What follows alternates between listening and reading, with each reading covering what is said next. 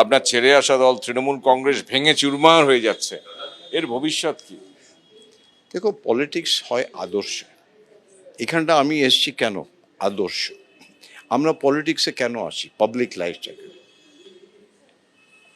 আদর্শ। আর যখন ওই আদর্শটা এখানটা থেকে ওইখানটা হয়ে যায়, তাহলে এইসব তো হয় না।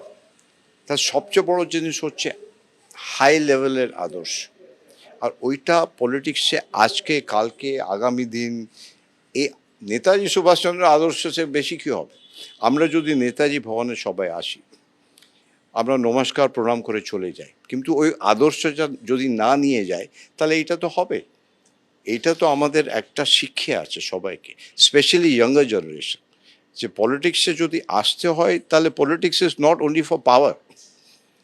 Power is important, but is people. লোকেরা সব দেখে, সাধারণ মানুষ কিচ্ছু চায় না। সাধারণ মানুষ কি চায়?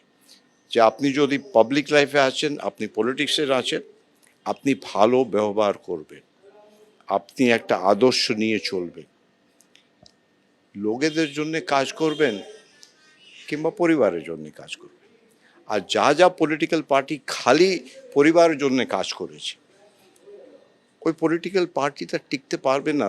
আবার আমি নেতাজি সুভাষচন্দ্র বোসের কথা বলছি, উনি বাড়ি ছেড়ে চলে গেছেন, পরিবার ছেড়ে চলে গেছেন।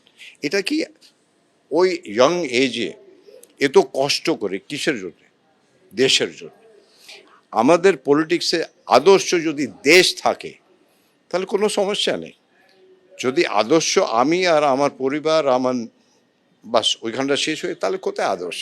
তাহলে ওই পাওয়ারটা নিয়ে করবেটা কি? আমি যা বললাম, নেতাজি ভবনে আর কিছু বলা উচিত হবে না।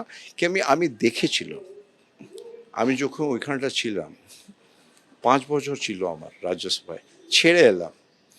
কেন কি আমি জানতাম এই দিনটা আসছে। আমি সবার শুভেচ্ছা জানাই, আর সবাই ভালো থাকুন। আর এই আদর্শ নিয়ে যদি আমরা চলি, এই দেশের সে বেশি কোনো ভালো দেশ হতেই পারে। এই দেশ এমনি কোথায় পাবে? আপনি যে পদ ছেড়ে এসেছেন, পর 48 ঘন্টার মধ্যে 3 জন সেই রাজ্যসভার পদ ছাড়ছেন। I wish everybody all the best.